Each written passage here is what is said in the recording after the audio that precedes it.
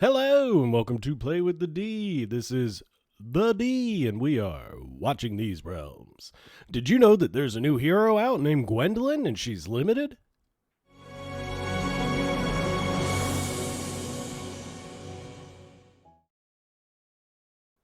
Just kidding. We're here to talk about Admiral Claw. He is the new Chaotic Nightmare fighter who is completely normal and not exceptional in any way. He is something else. Something else. The Black Blood Marauder. His talent increases penetration by 5% for every 10% loss of HP up to 30%. As the air teems with the noxious aroma of blood and the sharp tang of gunpowder, people know Admiral Claw is close at hand. Harnessing the malevolent power of blood, he empowers his cannons to obliterate anyone who dare oppose him. Okay, he has a block of 2, cost of 18. He does not get cost reduction in Arena. He gets a range increase. And as you can see, his range is similar to Zillatu and Arrogance and Valkyra.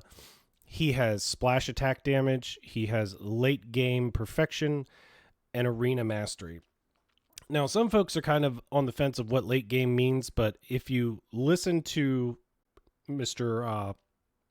Admiral Claw's kit here, you'll find that late game essentially means later in that stage, he becomes better. This is similar to Calypso's damage increasing as she stays on the board longer, Maul's range increasing as he stays on the board longer, insert hero's name thing changing as he stays on the board longer.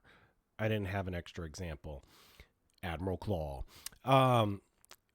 His physical attack, basic attack, is an AoE, prioritizes enemies within one tile, dealing 100% damage to the main target, 25% splash damage to up to 2 enemies near the main target, and if there is no target within one tile, cast Soul Lasher first.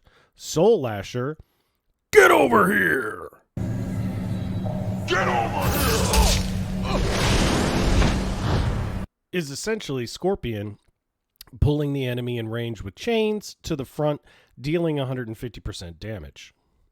The damage can be increased to the main target by 20%, and again, it will pull someone in if no one is there, and it will always prioritize the enemy first in front of him. The ultimate Doom Tether is manual, and it is pulling at most 5 enemies in range, dealing 250% AoE damage to all. So I'm guessing what this does is it also has the get over here! Get over here! And pulls the enemies in close if need be. Otherwise, it's just going to wreck them. The damage can be increased by 100%, and the skill cost can be reduced by 200. Bloodfire Berserker. For every 3 attack, reduces 5% of current HP and increases 2% damage permanently. This is where his late game status comes in. So this means that whatever he's attacking, he is going to be reducing their hit points as he attacks them. This is a HP reduction. Literally the words I just said. Not sure why I made that point. And then he will increase his permanent damage by 2% every 3 attacks. Upon triggering this effect 10 times, basic attack turns into Bloodstorm Annihilator. And Bloodstorm Annihilator. You want excitement?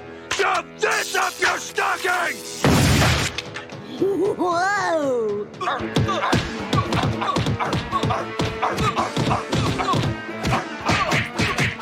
That looks entertaining. Oh, yeah. So tell your folks, buy me, Bone Storm, or go to hell! Bone Storm. This is great! And all I've done is enter my name! Thrill House! Increases attack by 20%, but also increases attack interval. Now, this means he's going to get stronger, but he is going to attack slower. When I first read this, I thought it meant he was going to attack faster, but then I saw his awakenings, and you'll understand. Every attack launched reduces 5% of current HP, more HP reduction, dealing 180% damage to the main target and 40% splash damage to up to 2 enemies near the main target. That is Bloodstorm Annihilator. Then we move into his passive, which is Carnage. When in Bloodstorm Annihilator, state increases damage to enemies whose HP is below 30% by 20%. Damage can increase by 10%, and the threshold can decrease by 10%, meaning that you can do 30% extra damage when the HP is below 20% versus 30% 20. It's a flip-flop. He's a flip-flopper MD. And Awakenings. Awakening 1. When in Bloodstorm Annihilator, state increases penetration by an additional 10%. We love to penetrate, and we love Bloodstorm Annihilator. Awakened 2 adds 300 attack. That's pretty nominal and normal. Awakened 3. When in Bloodstorm Annihilator, attack inflicts vulnerability to physical damage. I like that a lot. I like the fact that it does it, and it's 15%. That's a healthy boost. Penetration plus 8%. We like to penetrate. We've said it before. Frosty Endowment. Enhanced. When in Bloodstorm Annihilator, attack interval doesn't increase. So you see what I mean? If you get 6 of him rather, congratulations, because he is now extremely dangerous. I like the concept of Admiral Claw a lot. I am not sure when he's going to pop up. I don't know if it's going to be this Saturday, if it's going to be next Saturday. My guess is it is going to be this Saturday. And the reason why is because we have the Codex, which is giving us Ancients. And then if you go into the Redeem shop, there is the ability to purchase 10 more Ancients. We've got things coming down the pipeline that are going to be looking pretty good. Some people are a little bit torn on this banner, but definitely you shouldn't be, because nobody's torn on it. I think Twin Fiend, if he is on the banner as well, which according to the news from the Discord is pretty much the case, and also I think he is, hero trailer Twin Fiend, he's right there.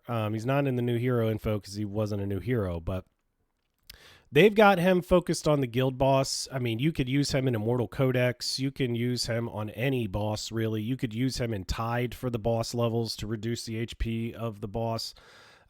He's going to be very useful in a lot of situations, but probably extremely hard to get. So, Ardea all over again, right? And golly, would we love Ardea. Man alive. I'm a huge fan of this hero, a huge fan of the design, the spinning blades, the kit, the 8,000 base attack. There is nothing wrong about Ardea other than how hard she is to get, and that's all right.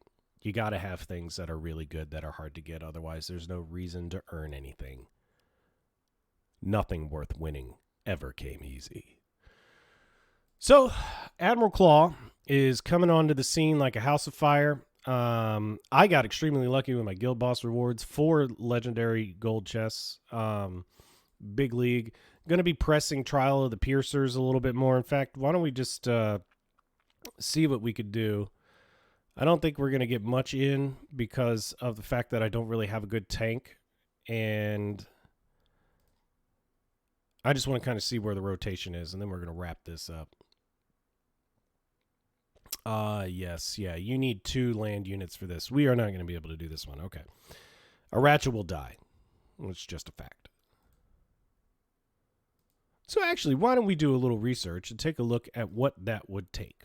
What piercer would I need to make that better? Sometimes we don't go in and take an extra look at what's going on. So, Lunaria would actually be nice there. Apsan would be an acceptable. He'd do things. He would do things.